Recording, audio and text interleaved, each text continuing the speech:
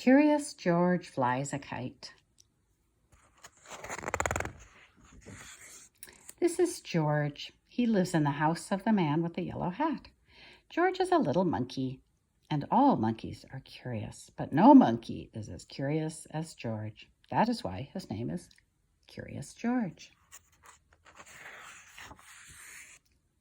I have to go out now, said the man with the yellow hat. Be a good little monkey till I come back. Have fun and play with your new ball, but do not be too curious. And the man went out. It was a lot of fun for George to play with his big new ball. The ball went up, and George went up, and the ball went down, and George went down. George could do lots of tricks with his ball, too. This was one of the tricks. He could get up on the ball like this, or do it this way with his head down. This was another trick George could do. He could hold the ball on his head like this. Look, no hands. What a good trick. But where did the ball go? George ran after it. The ball had gone into another room. There was a big window in the room. George liked to look out of that window. He could see a lot from there. He let the ball go and looked out.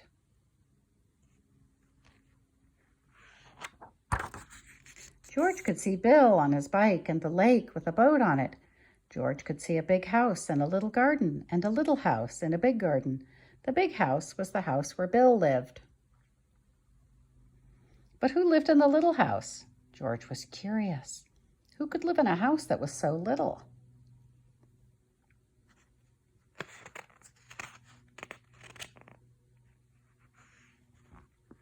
George had to find out, so he went to the big garden. The garden had a high wall, but not too high for a monkey. George got up on the wall. All he had to do now was jump down, so George jumped down into the big garden. Now he could take a good look at the little house. And what did he see? A big white bunny and a lot of little bunnies.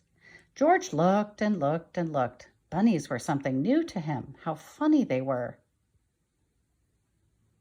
The big bunny was Mother Bunny. She was as big as George, but the little bunnies were so little that George could hold one of them in his hand, and that was what he wanted to do.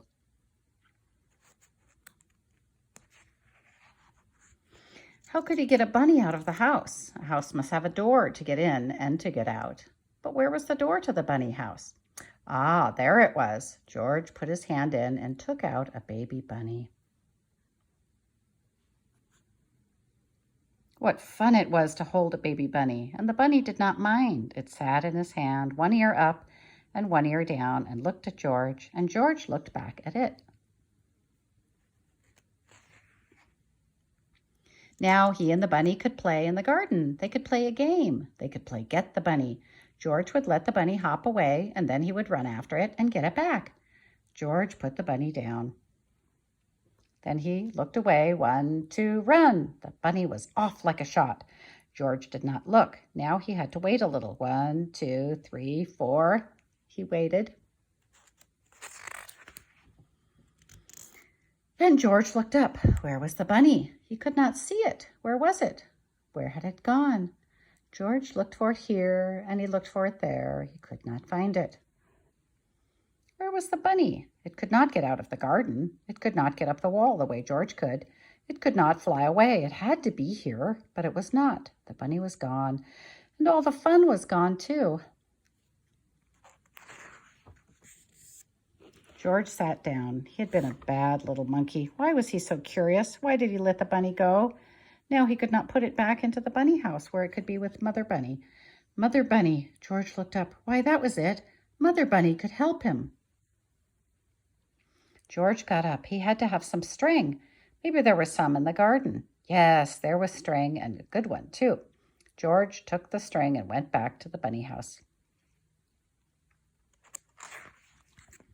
Mother Bunny was at the door. George let her out and put the string on her, and Mother Bunny knew what to do.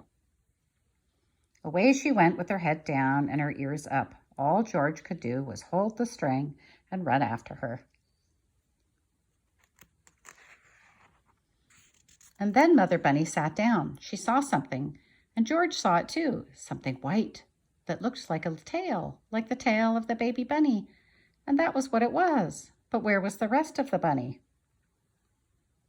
It was down in a hole. A bunny likes to dig a hole and then go down and live in it. But this bunny was too little to live in a hole. It should live in a bunny house. So George got hold of the little white tail and pulled the baby bunny out. See this little bird? He's in all the pictures. See if you can find him. Then they all ran back to the bunny house. George did not have to put a string on the baby bunny. It ran after its mother all the way home. George took the string off Mother Bunny and helped them back into the house. Then Mother Bunny and all the little ones lay down to sleep. George looked at them. It was good to see the baby bunny back where it should be. Now George would go back to where he should be. When he came to the wall, he could see something funny in the back of it. George got up on the wall to find out what it was. He saw a long string on a long stick. A fat man had the long stick in his hand. What could the man with the stick that long? George was curious. The fat man was on his way to the lake, and soon George was on his way to the lake too.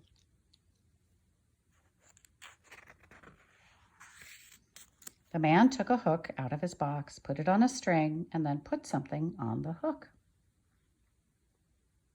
The sign says, "Do not go near the water." Then the man let the string down into the water and waited. Now George knew the string on the stick was to fish with.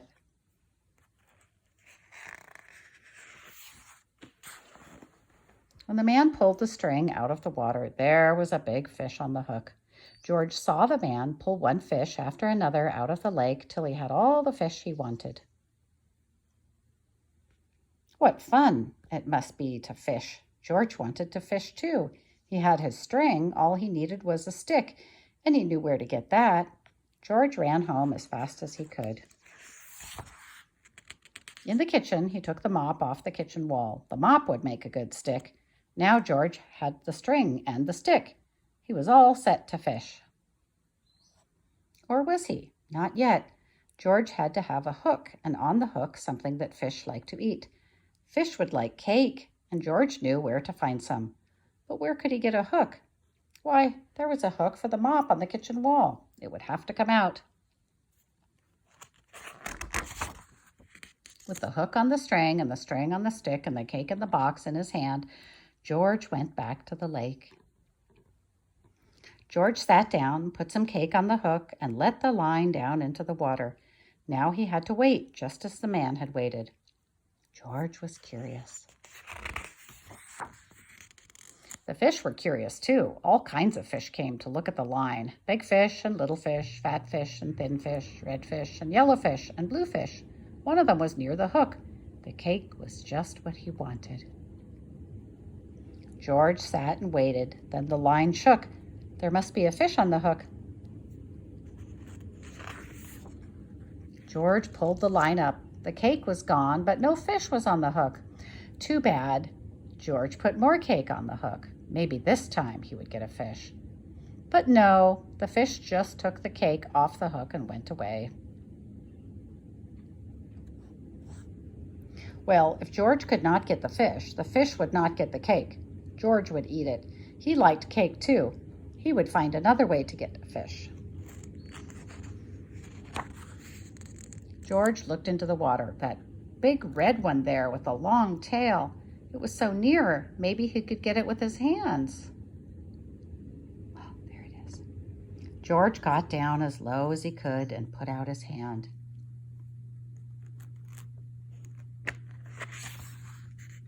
Splash into the lake he went.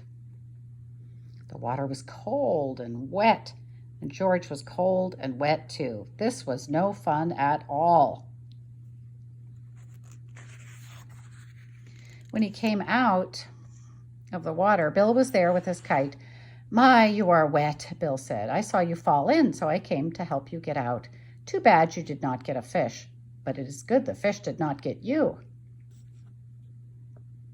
Now I can show you how high my kite can fly, Bill went on. Bill put his bike up near a tree, and then they ran off.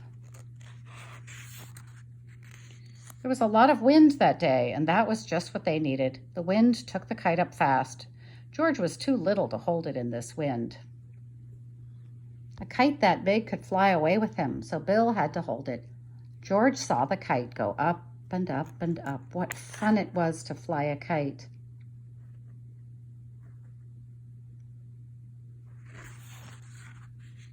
They let the kite fly for a long time, till Bill said, "I will get the kite down now. I must go home, and you should too." But when Bill pulled the string in, the kite got into the top of a high tree. Bill could not get it down. "Oh, my fine new kite, I cannot let go of it. I must have it back," Bill said, "but the tree is too high for me." But no tree was too high for George. He went up to the top in no time. Then, little by little, he got the string out of the tree. Here's the robin again. Are you still watching for the robin? Down he came with the kite and gave it back to Bill. "Thank you, George. Thanks a lot," Bill said. "I am so happy to have the kite back. Now you have a ride home on my bike. I will run back to the lake and get it. You wait here for me with the kite, but do not let it fly away."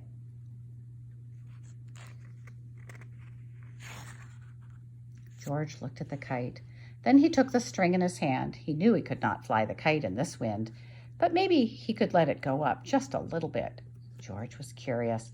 He let the string go a little, and then a little more, and then a little more, and then a little more.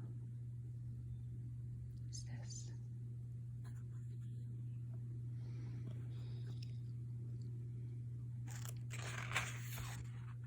When Bill came back, there was no kite, and there was no George. "George," he called, "where are you?" Then he looked up. There they were, way up in the sky. Bill had to get help fast. He would go to the man with the yellow hat. The man would know what to do. "George is not here," said the man with the yellow hat when Bill came. "Have you seen him?" "George and my kite are up in the sky near the lake," Bill shouted. "I came to—" But the man did not wait to hear any more. He ran to his car and jumped in. "I will get him back," he said. "I must get George back."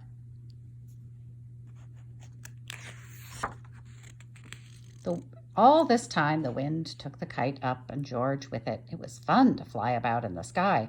But when George looked down, the fun was gone. He was up so high that all the big houses looked as little as bunny houses. George did not like it a bit. He wanted to get down, but how? Not even a monkey can jump from the sky. George was scared. What if he never got back? Maybe he would fly on and on and on. Oh, he would never, never be so curious again if just this one time he could find a way to get home.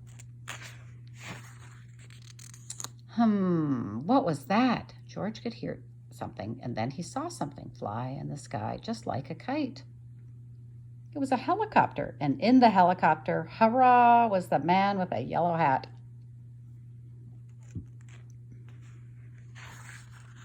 Down from the helicopter came a long line. George got hold of it, and the man with the yellow hat pulled him up. George held on to the kite, for he had to give it back to Bill.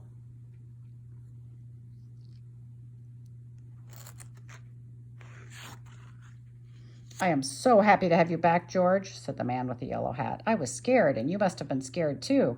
I know you will not want to fly a kite again for a long, long time. You must give it back to Bill when we get home."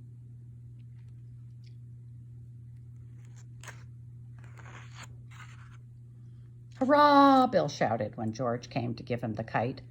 "George is back, and my kite is back too." Yay!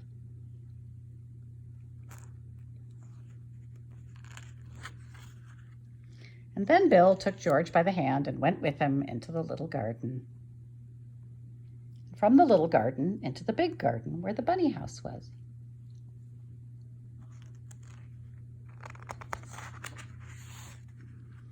Here's one of my baby bunnies, Bill said. Take it. It is for you. A baby bunny for George.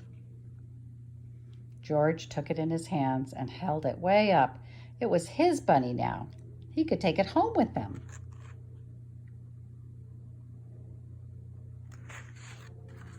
And that is what he did.